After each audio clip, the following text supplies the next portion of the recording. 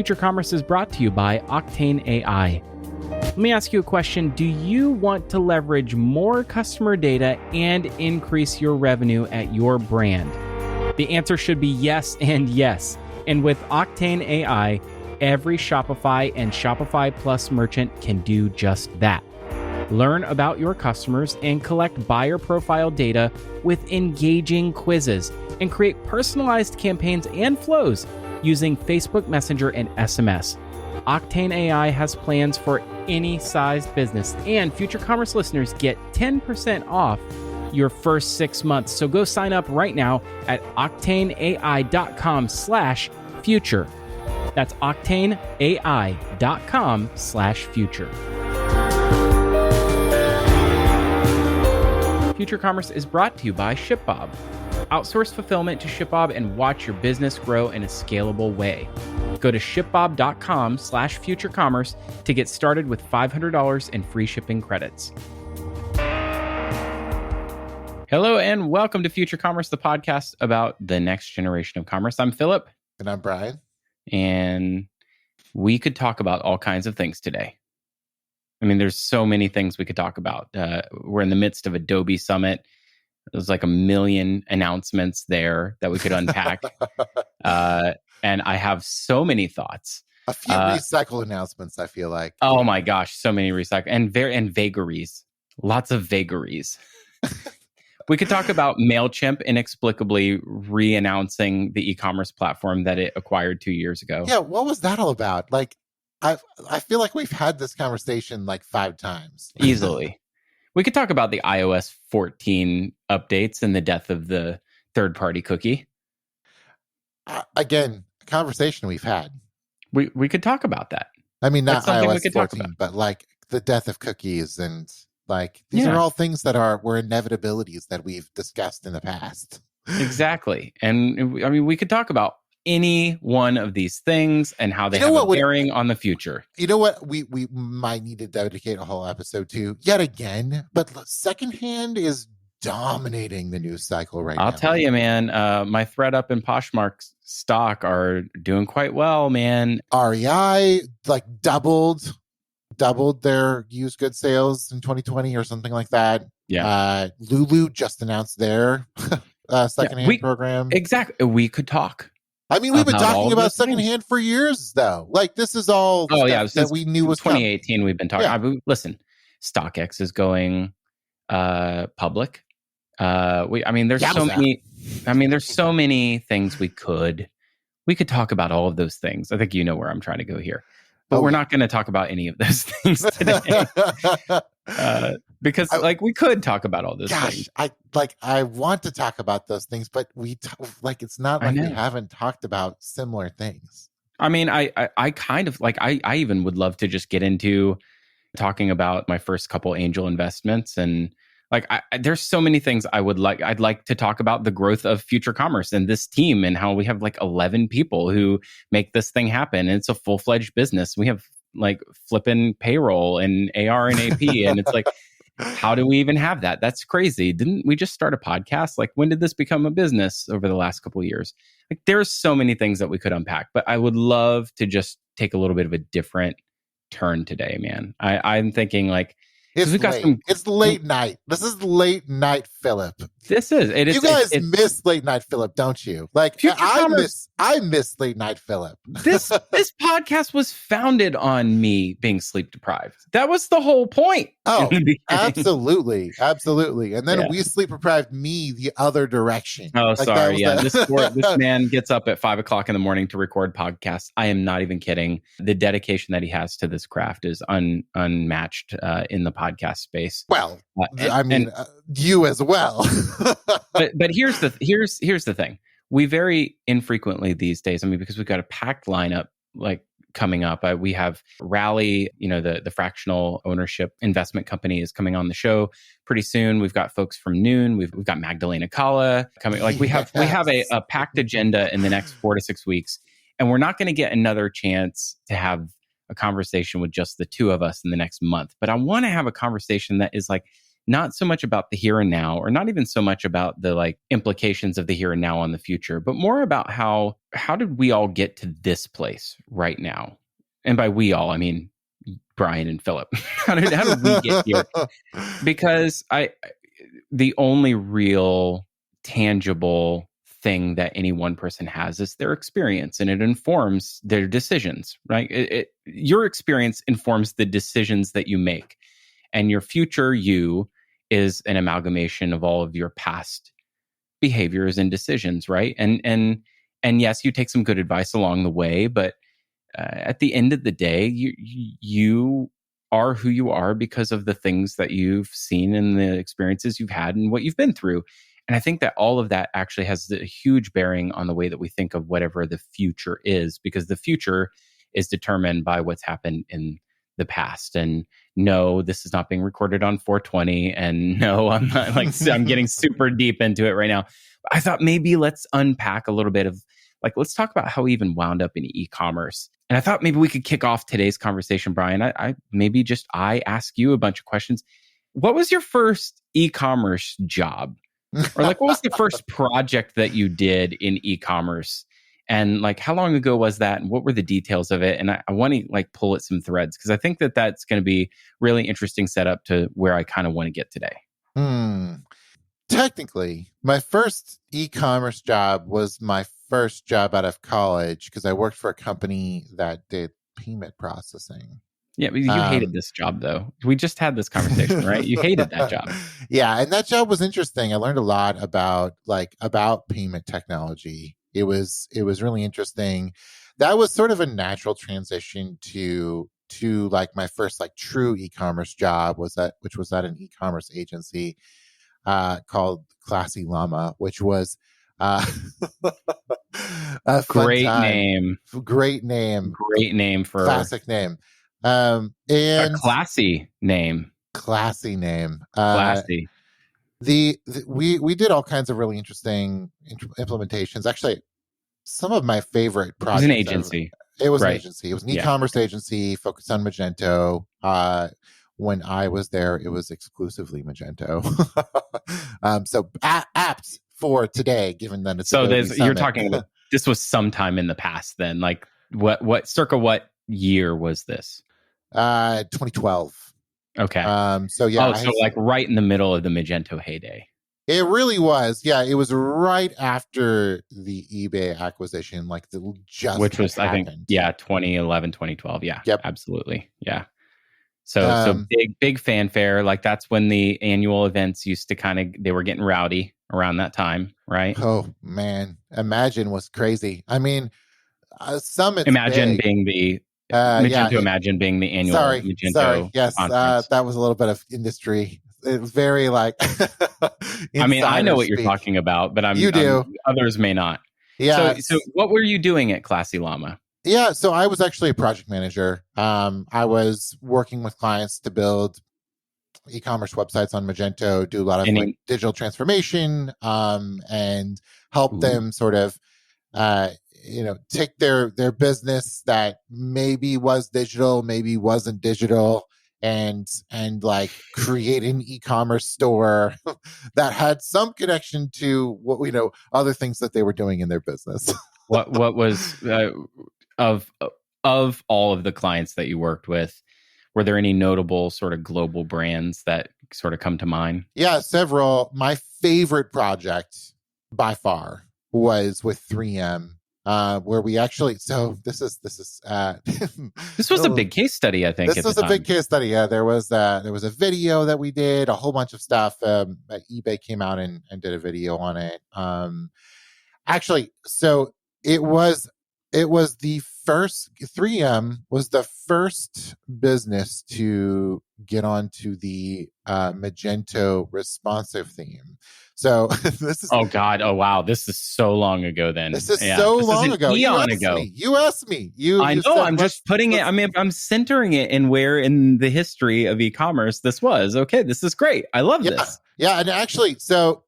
But you guys had to build that from scratch. We did actually. Classy Llama, and we worked out a deal where like it was practically a 3-way deal where like we built the Magento responsive theme. We built the theme that 3M was the first instance of, and we sort of built the 3M version of that theme in parallel to the theme creation.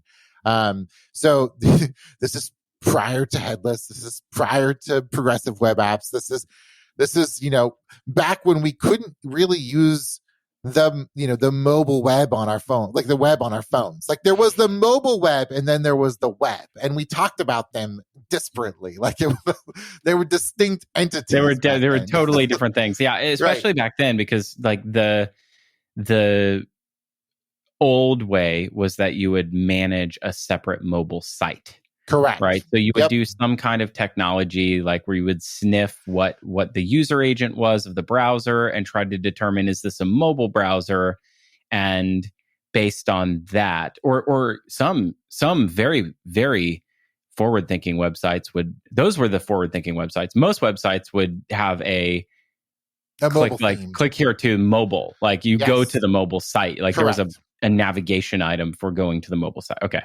So you built this theme. Yeah, so we built the theme and we implemented it on 3M as well, and we had a big case study on it, and it was cool because I actually helped, like that was one of my first like business development efforts as well, and so I actually I helped lead biz dev and manage the project, which was quite the time. It was quite a bit of fun. And so that ended up getting featured significantly at Magento's big Imagine conference, the annual conference in Vegas. And there was a video and a whole bunch of things around it. And 3M took the stage, and the CEO of Classy Llama took the stage. And it was a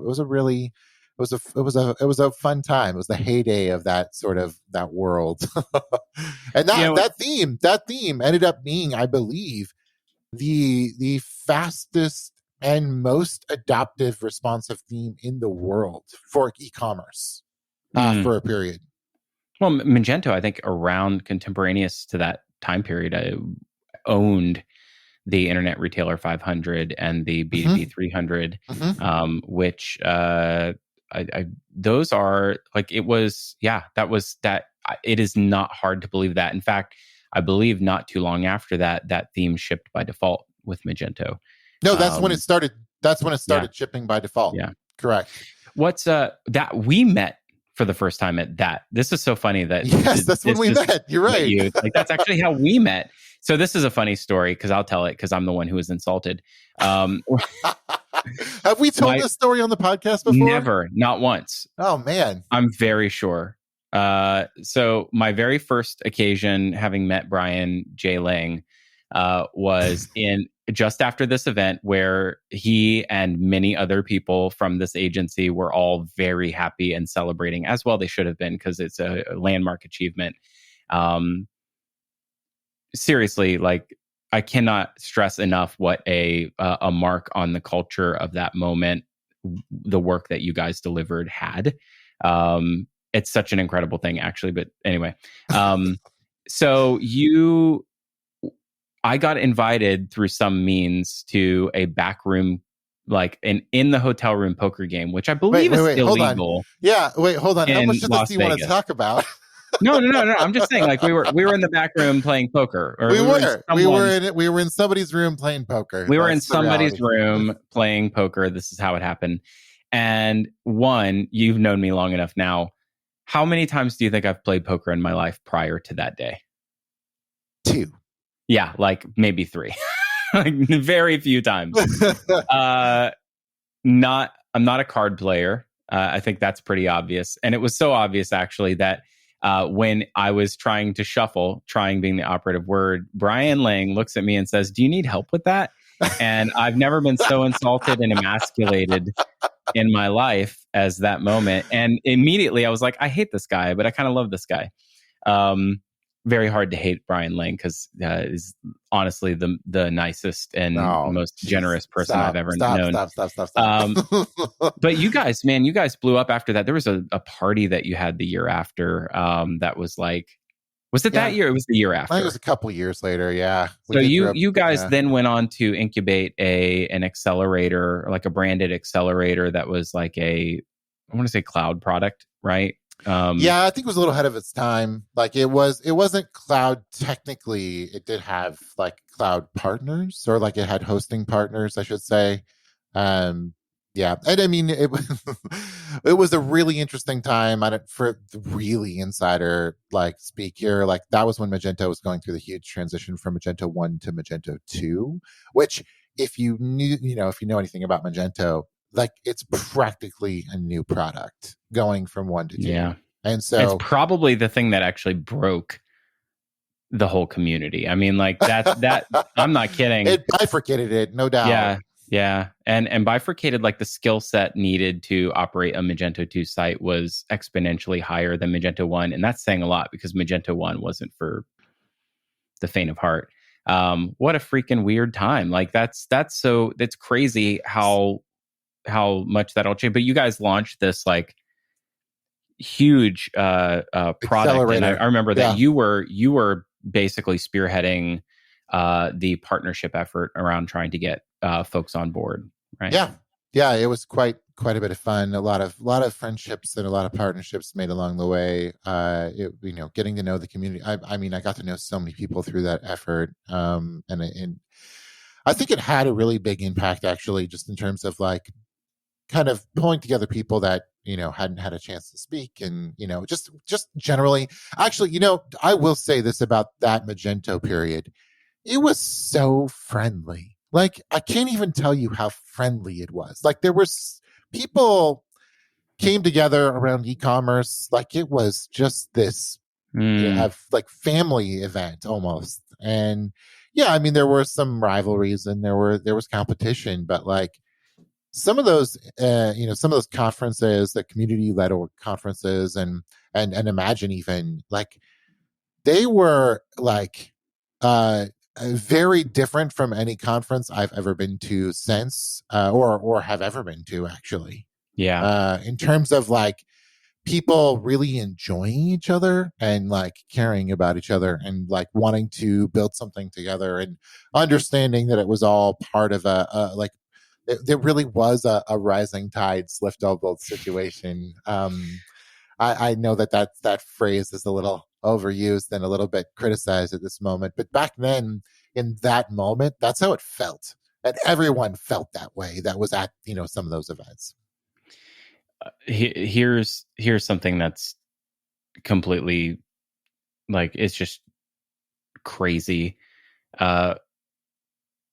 There was in 2013 there was an eMarketer report that estimated the global e-commerce penetration, or like global worldwide e-commerce being around $1.2 trillion. And when you like that was 2013, you said 2013, right around there. Yeah, 2013, 2014. Yeah.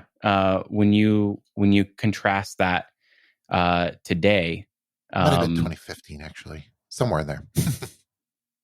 Okay, well, I pulled 2013. So yeah, around that time period, eMarketer had estimated global e-commerce was at 1.2 trillion, and US e-commerce was at something to the tune of 450 billion. Today, global e-commerce is at 5 trillion. And when you think of, when you say, oh, wow, the Magento community was so friendly, it was actually, because it was the dominant platform, it was the largest, as small as it was the largest player in quite a small little sector of retail overall. An incredible amount of volume flowed through little agencies like the one you worked at and the one I worked at. And we worked at competitors at the time. How do you think, I'll put you on the spot. How do you think some of those early experiences and working in agencies changed the way that you're thinking of how e-commerce impacts people today? You write a lot on Future Commerce Insiders That's so cute. about the psychology of brands. Well, you have your own particular flavor. Like, you like to unpack a lot about the way that brands come to be, or the way that they behave, from the point of view of the leadership that are tasked with running them. How do you think that your experiences over the last 9 or 10 years in e-commerce have shaped the way that you're thinking, and why do you sort of write and think about the things that you do? And does any of that have bearing on your past? I think so, definitely. So the beauty of working at an e-commerce agency is that you get to see so many different styles of leadership and styles of going after projects and commerce. And so you see the people who have a very clear vision for what they're going to do, and then you see people that are not as clear, and they don't really know why they're doing what they're doing. They're just employing tactics, and I think that's that there's a lot of that out there, and it's really refreshing when you do run into someone who's got a very like who's very mindful about what it is they're doing and why they're doing it, and have thought about that and took time to reflect on it.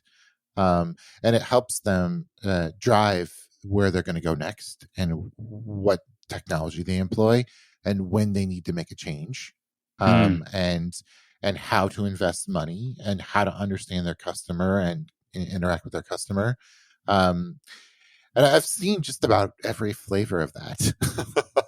And I know you have too. And I think that's one of the huge benefits of having worked for an agency, is just being able to experience, like you said, so many different things and different ways of seeing the world, and like maturity levels of an organization. It's I think it's given me a really broad perspective, and I understand what it is that I would look for when I'm going, when I go to consult with someone, that's, I've got my angle on how I would do things, and it doesn't always fit with who I consult with, and you've got to find middle ground, and that's okay. I think that all of business is finding middle ground.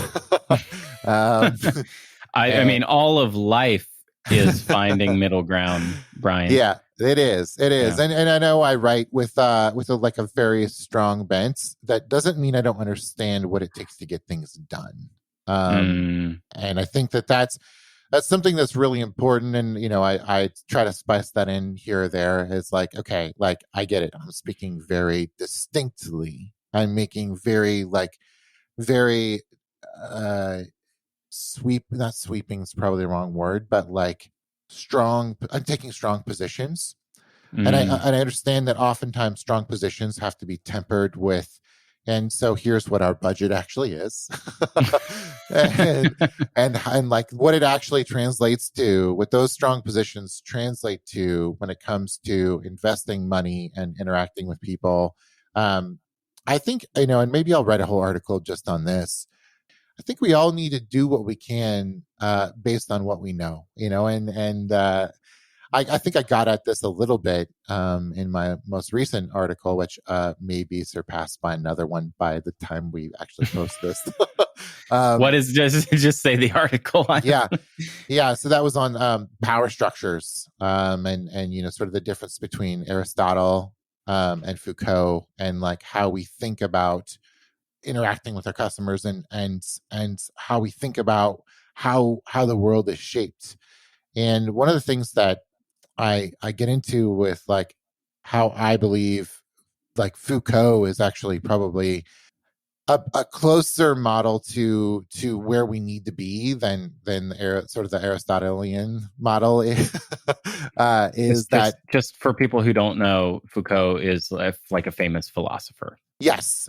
So yeah, Foucault is his take on the world was that power structures sort of are what define us, and we are like we're like a piece of metal in a blacksmith's hands, as opposed to Aristotle, who said that we had innate things that that sort of shaped us from within. Foucault was sort of like, it's all sort of from without. The only way to sort of have any influence on what, on those power structures is to engage in discourse. And I think that's sort of the reality of it is, we all come into situations that we have less control over than we would like to think that we do. When we get hired by a brand, when our agency gets hired by a brand, or we get employed by a brand, we're all stepping into existing power structures. We're all stepping into existing structures between brand and customer, and expectations are set around those things. Those expectations have power on what we can and can't do. And so understanding how to navigate that is a conversation.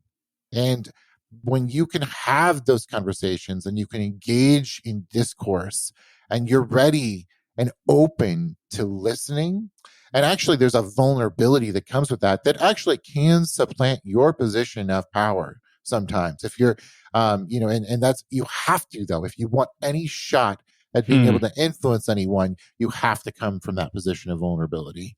If you want to have any actual power, you have to be transparent and you have to be ready to engage. And so I think that's what agency life has taught me, is that that is the only way to make a difference with someone, is to open yourself up to conversation and listen and take in what people have to say, so that you can bring what you have to say to things too, and maybe, and just maybe, you might be able to make a difference in their business. Hey, Philip here to tell you about our newest sponsor, Octane AI. If you are on Shopify or Shopify Plus, and who isn't, am I right? Then you need what Octane AI has to offer. I am a huge fan of guided selling, and Octane AI has tools that allow you to get to know your customers on a deeper level and collect more buyer profile data. And what does that mean? Well, it means that you can use things like shop quizzes, Facebook Messenger, SMS, and opt-in tools to allow you to engage your customer more personally, so you can get on their level. More personalized campaigns and flows across all channel means more ROI. And that ROI that is driven from Octane AI is usable in other platforms with their integrations to other tools you're already using. Brands have already seen incredible results, up to 16x increase in email signups and a 28% increase in AOV. That's average order value, money in your pocket. What are you waiting for? Octane AI has plans for any sized business. Future Commerce listeners get 20% off the first 6 months when you sign up.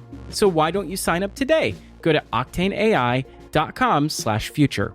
Once again, that's octaneai.com/future, and tell them Philip sent you.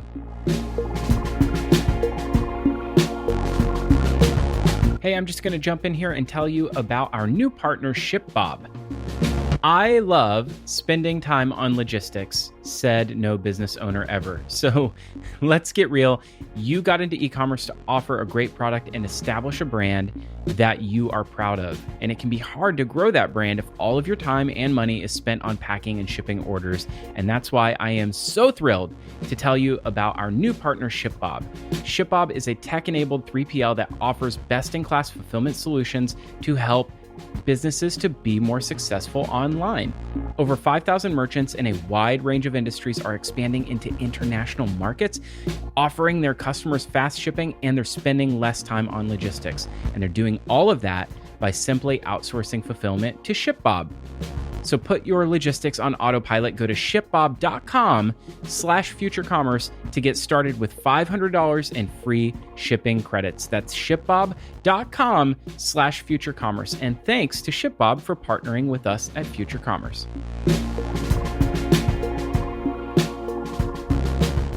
Ooh, that's powerful stuff. I think that, wow, geez, well said. There's something that you said in there that is the sort of nature versus nurture, which I think has come out quite a bit. And we spent a lot of time in the early days of the podcast talking about this, which is this like tendency this tendency or an eventuality that we have in e-commerce to resort to the basest of means in order to engage the sale, right? Mm-hmm. And that happens, that has happened over and over. And there's certainly examples that have come up over the years where when we started becoming very interview focused and trying to invite people on to talk about how they do something more than that, right? They could exist outside of that. Mm-hmm. There's a really interesting thing that you wrote about there, that there's this, I do believe that is kind of the nature of commerce. The nature of commerce is that businesses are in business to be in business, like right, to secure right, the transaction. That's the whole point, right? But is there the conversation that we've been trying to have is like, is there space for more? And do we expect more? Or can we deliver more? And not to say that, oh, we have to change the world, although I think that that's possible. Like I think we can have some effect on how we engage in commerce. But at the end of the day, like a business has to make a profit, because it's very difficult to operate a business that isn't profitable. So there's a whole conversation there around, can it be more? And you're proposing, hey, like from my experience and the things I've seen and all the people that I've talked to and my vantage point of having talked with and formed relationships with Mm-hmm. dozens upon, if not hundreds, of leaders at businesses of all sizes and all scales, at all stages and all maturity curves, Yep. with their variety of backgrounds, is that there's something more. And the thing that's more is discourse. And Yes. the thing that's more is for us to learn from each other and to have reasoned debate, and for us to challenge ideas, and for us to create something together that couldn't exist without either party involved. Yes. Wow. Like that blows my mind, because that is very succinctly what I want everyone to get from the content that we create, because that's effectively what this is. It's engaging in a conversation, even if that conversation's fairly one-sided sometimes. Like it's engaged in a conversation, or starting a conversation around things that are ill-defined. There are things that are really well defined in e-commerce, like conversion rate optimization is extremely well defined. You can go take a course on it. Not so well defined is, how a specific tactic might not be the best way to approach a relationship in the long term for your customer. And I love that you have a really even keeled response to that, to say that, but sometimes like there are realities, like there are things that you have to do in this world. Like we have to make plan. Yes. we have to make plan. And like, there are things that we have to compromise on from time to time in order to reach the larger goal. But if you can't define what that larger goal is, then you never know what it is. And is it only a sales target? Is that really all that it winds up to be? I mean, that's part of it, but are there other things? Wow, that's huge. Yeah, I think you're absolutely right about what we're doing here. Like the end game here is that these conversations would lead to things that make a difference, and I think we talk in generalities. We talk about big ideas. We talk about we talk about things that are coming, things that are not as tangible, maybe as some as things we could be talking about, because you and I have been in this for a long time. Or what I've coined is inactionable content. It's like we I actually kind of prize the content that doesn't resolve to some sort of discrete action. Like everything is actionable nowadays. Yeah. And like most of the people listening to this already know a lot of things they need to do. It's not like you're listening to this podcast and you're like, I don't know what my low-hanging fruit is. Exactly. It's like the problem that you probably have is not enough budget, not enough time, not enough expertise, not the right tools, right? Like I get all, like you are sometimes in the role of e-commerce leadership, you're kind of stuck in a place of inaction, not for lack of desire or lack of knowing exactly what the next thing is you need to do. It's lack of all the things in order to get it done.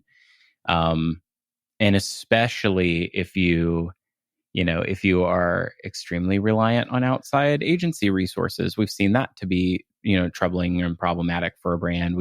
Especially if you have a large amount of, legacy software or technical debt or, unrealistic goals, but no resources in order to meet them.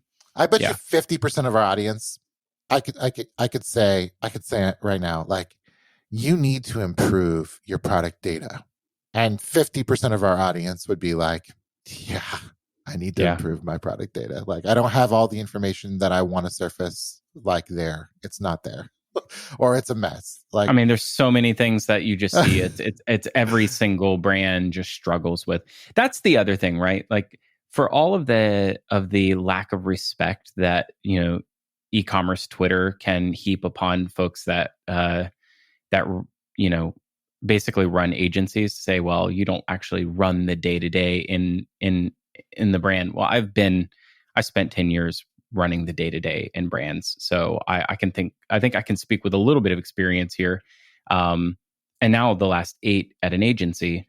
The number one thing when we ask our customers in an agency, Brian, the number one thing when we ask them what it is that they want the most from us, you know what they tell us it is? They want to know what other people are doing. It's like the number one thing is, like, we want your insight based on all of your experience with, 55 other clients. And they prize that because there are clients that are both further along in their maturity story and less mature. There are new entrants that are doing things completely differently, and there's legacy that have been doing the same thing for 5 years and have sort of a well-oiled machine around it, and they want to learn from all of that. Nothing's off the table. They want all of that wealth of experience sort of delivered as a here's based on our experience, seeing all of what's possible, we can help you guide a strategic map to growth. That's the thing that they prize the most. It's not platform expertise, right? Mm-hmm. It's the benefit of having mere exposure to 55 different ideas. How could you possibly discount that as being valuable? Like, that is insanely valuable. Mm-hmm.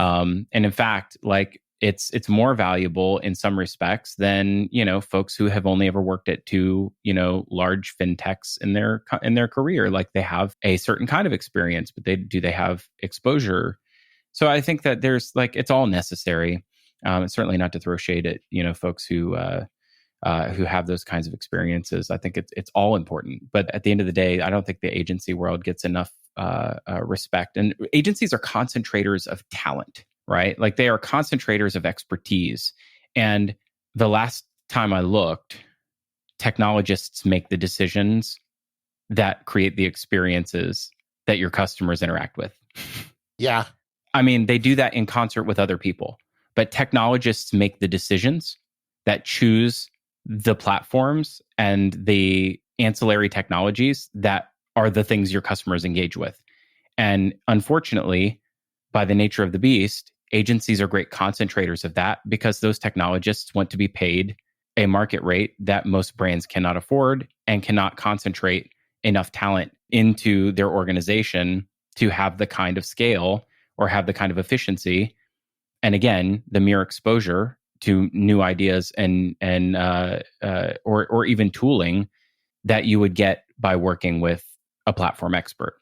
So that's sort of the upside of having seen 8 years at agencies. And when I worked in brands, we hired agencies all the time. I mean, like, that was part of our strategy. I ran application development at an e-commerce startup, and I had a team of 12 people. And my team of 12 people were augmented all the time with agency partners. So it can be done, and it can be done equitably. But it's certainly, any strength overextended can become a weakness, and you can certainly overdo that. So looking ahead, what do you think, Philip? So we've seen agencies play the role that they've played, and honestly, this is really interesting as well. I think you hit the nail on the head. It's really hard for brands to be able to maintain talent or keep talent that's going to be able to support the applications that they run, because it requires a very large breadth of knowledge in order to be able to support all those applications or implement them. And so you see the role of the agency continuing to sort of maintain its place in the market, due to the fact that like systems are like, there are more systems than ever. I guess I'm leading you here, but where do you sort of see the role of the agency evolving to in the next 2-3 years here? Well, so let me reframe the question just a little bit. Sure. There are agencies that you employ, like let's put the word agency aside, because I feel like it has some baggage that comes along with it. There are all kinds of agencies. Outside help. Right. Yeah. No, I was professional services. Sure. Yep. And in the world of professional services, like any professional services firm, there are times at your scale and your maturity in a corporation where it is more efficient and more desirable for you to bring that talent in-house. When you get to a certain size, having in-house legal counsel is extremely important for you as a business, right? There's a time and a scale where having in-house financial operations and accounting is important for you in your business operations.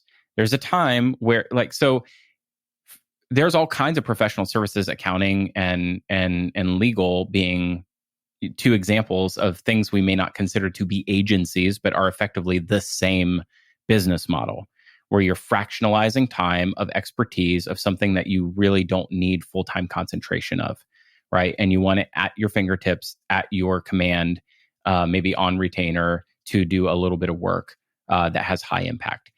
That is exactly what performance marketing agencies do. It's exactly what e-commerce platform implementers and system integrators agencies do. It's exactly what CX strategy agencies do, like the one I work for. It's exactly like they all do. They deliver the same kind of professional service. Their area of expertise is pretty different. And at some point, when you get to a certain scale, it is more desirable for you to have more of that talent in-house for you to achieve a better outcome. Even Amazon augments a lot of the work that they do with some agency help along the way. They have in-house PR, they have some out-of-house PR. They have, yes, this is true. I know you're an Amazonian or ex-Amazonian, so don't give me the eyebrow. There are times where you go and you hire Zaner, or you hire VaynerMedia because there's this very specific kind of thing that you're trying to create, or there's a very specific, there are times where you may reach for that sort of thing. Anyway, the whole point that I'm trying to go to is, I don't think the nature of agencies or the future of agencies or the future of professional services will change, because this is how professional services sort of work, is the longer that a professional services business is and in business, the bigger that it gets over time, the more risk averse it becomes. And a new crop of scrappier, smaller upstarts with sexier and trendier technology stacks and capabilities will come along. And there's an M&A cycle there. There's a concentration. And so there's this life cycle of agencies, and there's a life cycle of brands that hire them.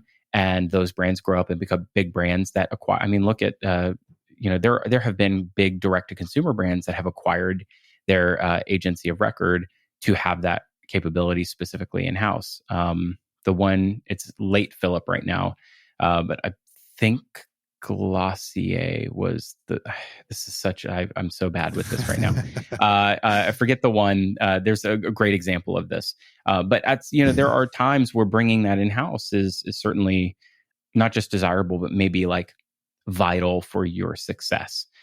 So what's the future? I mean, the future is, I think the future is the same as it has been, but I'd see an evolution coming in the way that agencies deliver services. There was a Ted Shadler of Forrester put out a report called The Future of Service Orchestration late last year.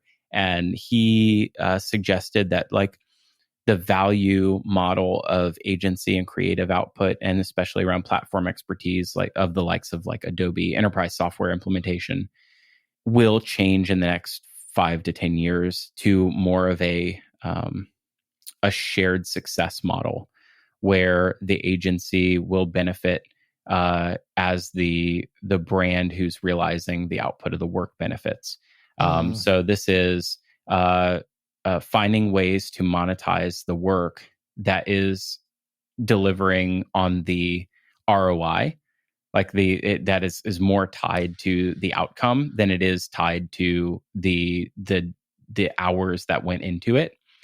And I find that to be incredibly fascinating, and that's where I think a lot of innovation could be had, especially on the agency employee experience side, which is always tied to billable hour. Sure. So go ahead. Allow me to play devil's advocate to that, though. That Sure. model could have been employed many years ago, and I think that many agencies tried to employ that model, and it actually, like, it never actually manifests because agencies don't want to run risks. They want to, they want to get paid for the work that they will do. Oh, sure, yeah, because they've got cash flow, cycles that they've got to make sure that they fulfill on, and also brands don't necessarily want that either, because those models typically mean that they're like the cost scales, and so they're going to have to pay out on every dollar as they grow, as opposed to making a capital investment up front and seeing that and kind of investment prosper and multiply and scale. So I see that model, and I like, there's things about it that I like, just from I like the idea of shared success, but I also see businesses ultimately rejecting that model by their nature, and what they want out of business. Read the report, because that's a bit of an Aristotelian argument that I just made there. I feel like the thing I was predicting was more Foucault. Yes, sort of correct. Inspired. But I think this is actually being done by very large and very visible consulting firms. And I think that that's a really forward-thinking approach, and one that I think, like, again, maybe it's not directly tied to, say, revenue outcomes, although it could be. It could also be tied to, hey, getting the project done by a specific date, no matter what. Like if we're going to get paid, at a certain rate, we have to deliver by a certain date. I think that those are also incentives, because here's the real fact. The incentive in the agency is to do less work to deliver the same agreed upon scope, right? Because that's how you realize a profit. So the less work that you do, follow me now, right? And we're both agency people, so we get it, right?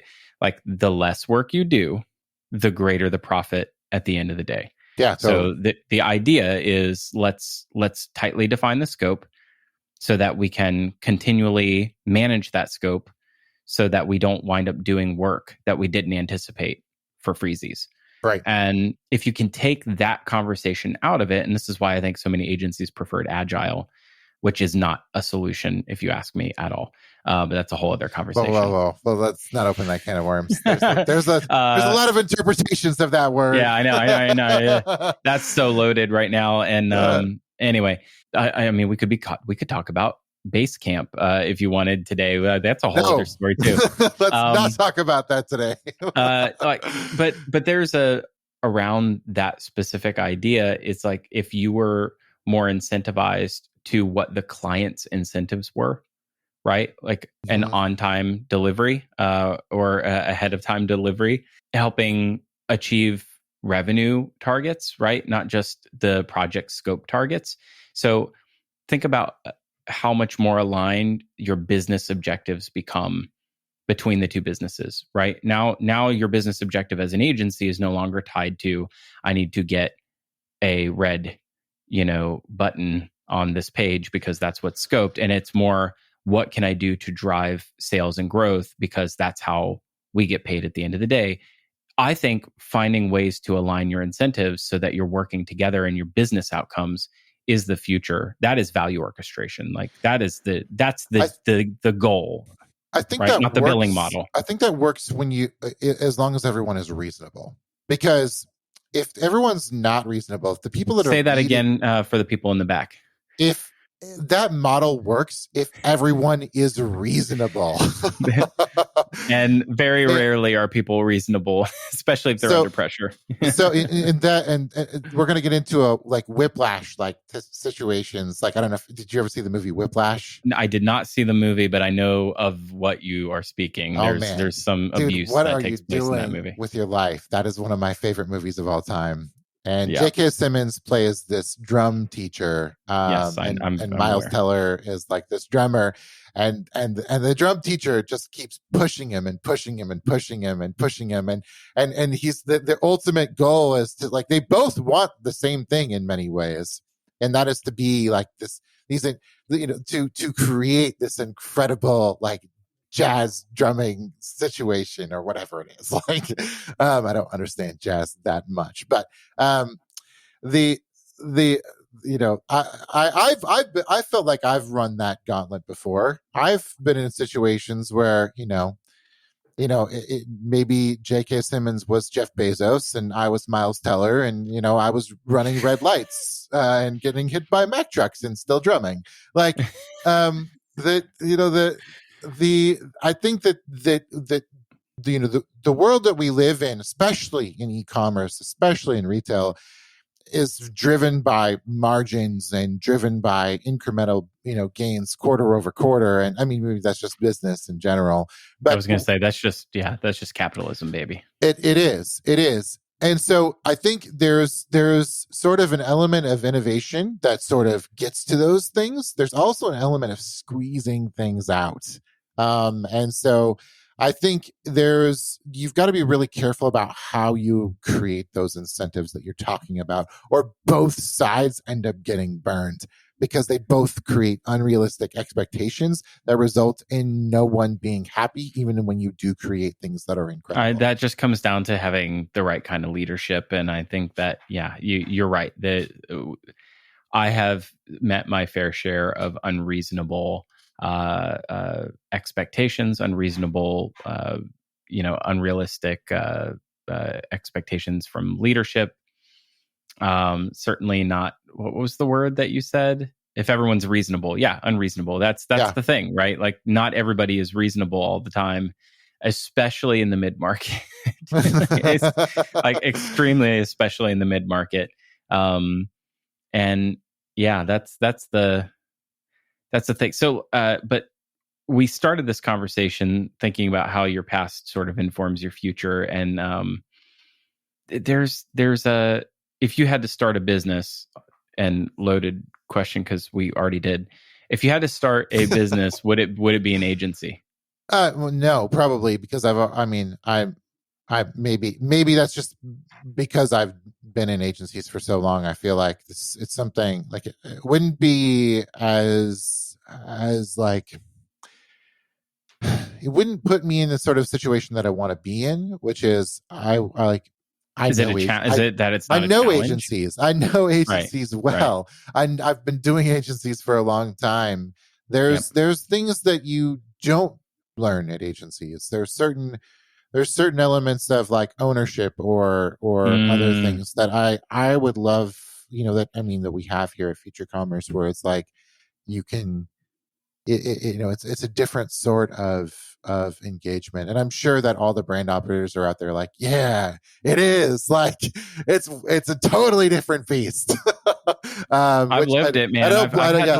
I've had to live with software for 5 years that I created and then hate myself after. I and processes and hiring the wrong people, and shoot, I've been through all of that on the brand side. It's not cake, but I totally feel that. I totally understand is that there is such a temptation when, in the work that we do at Future Commerce to hey, field the odd consulting engagement. And you can certainly learn from things like that, but we have exposure to that to some degree, right? We see the RFPs and the RFIs, and we see we kind of see what's coming down the pike already, especially at like such a big scale.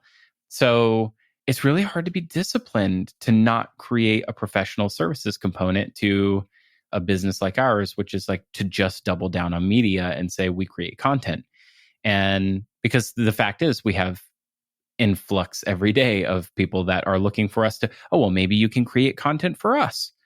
And we will do that on occasion for the right folks, right? And we've, been partnered now, and we're in season 2 with Resilient Retail, and co-creating that with Kristen LaFrance and the Shopify retail team. But those are few and far between for the number of outreaches we get about this. I don't know. I'm kind of with you there. I think there's a very natural tendency to, if you're in an agency, to want to have a product business, coming back to your experience around creating that product. And if you're in a media business, to, take on agency, consulting type work. Yeah. All right. Let's kind of get to the end here. Easy is at the end. No, just kidding. Really? That's we said we could talk about the Gap thing. We could talk about those things. I feel like knowing where you've come from helps you better. It helps you better understand. Helps me better understand why you are informed the way you are, and why you give the advice that you give, and why you say the things you do in the mediums and the content that you create. I'm talking to you, Brian. Oh, yeah. I think that is so much more context, even for me. And I've known you a long time. That's so much more context for me than I had even before we started this show. Thank you for being so open and sharing all of that. That's amazing. Thanks, man. No, it was good to talk about. Yeah, I mean, you know me about as well as anyone does. So it's amazing that we can still learn things about each other and from each other. I think that's what Discourse allows for. And, wow.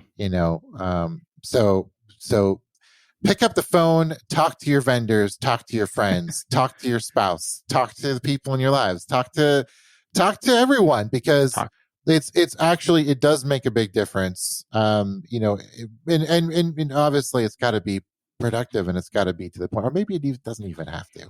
Like productive. What is productive? Yeah, I do think there's something to be said about having just developing a rapport, right, and developing trust. Someone said to me a long time ago about you can't make withdrawals on an account that you've never made a deposit into.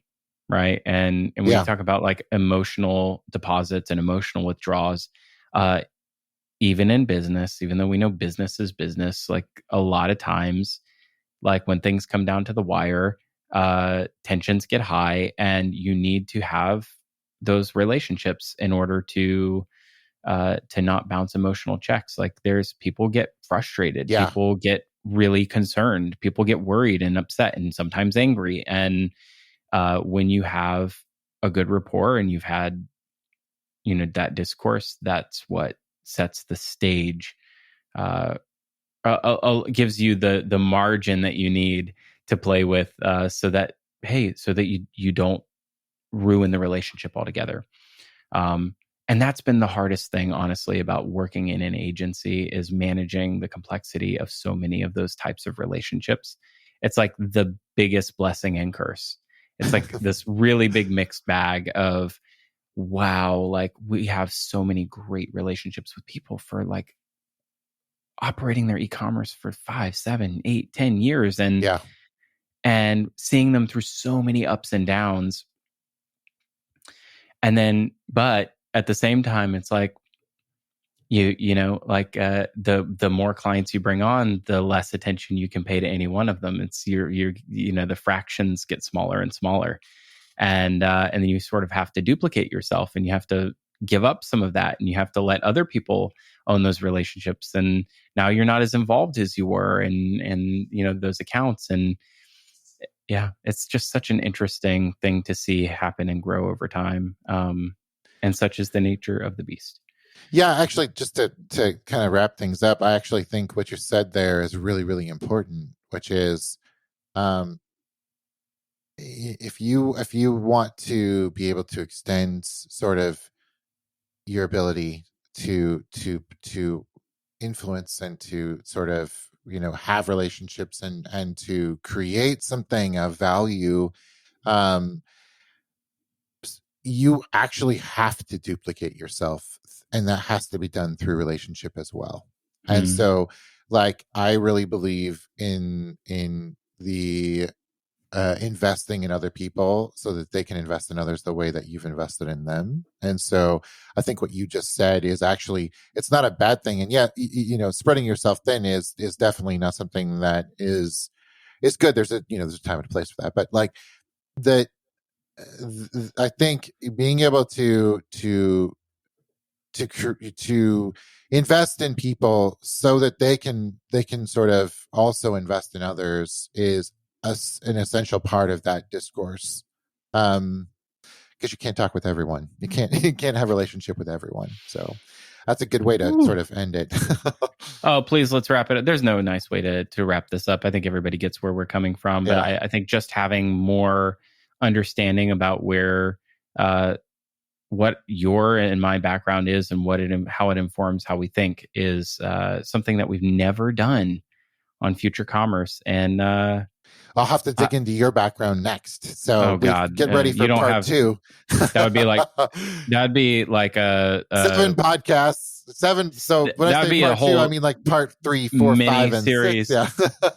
I don't know how to be not long-winded about something like that. Who was the person that we had on early days in the show that we had to split into multiple episodes because it was just Brian Romilly. Brian Romilly. Oh my gosh, we got to have that guy back on the show. Yeah, that would be a Brian Romilly type of epic. We will spare everybody from it today. 3 a.m. Let's go. Please, no. Fantastic. Thank you so much for listening to Future Commerce. Hey, it takes literally no time at all. Maybe 3 seconds to go give us a 5-star on iTunes or on Spotify or wherever it is, wherever the heck it is that you listen to podcasts. Really helps out the show. If you can't do anything else, please go do that. If you'd like to support the show, hey, we are ad supported.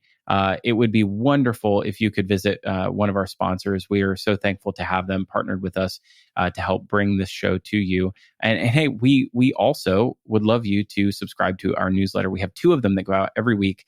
And the first is called Insiders. It's a long form essay about the things that matter in the world of e-commerce and how you fit into it and how you can change the narrative and change really commerce for the better from your own perspective and your brand. And you can get that at futurecommerce.fm/subscribe. And the second is called The Census, and it comes along with that subscription, and they're both free. The Census goes out every Friday, and it's about the world around you and brands that occupy the space in that world and how you relate to those and how they relate back to the world around us. It's something that we are really just seeing so much engagement on. And it is a very more traditional style newsletter with a tiny little essay because we just can't help ourselves. But if you want to support the show and all the content that we're creating, we have a new quarterly report coming out called Services, the New Storefront here in the next few weeks as well. And listen, you're not going to miss any of this if you get on the list. Go over to futurecommerce.fm/subscribe and you won't miss a darn thing. All right. Thanks for listening. And we'll catch you next time on Future Commerce. Thanks, everybody.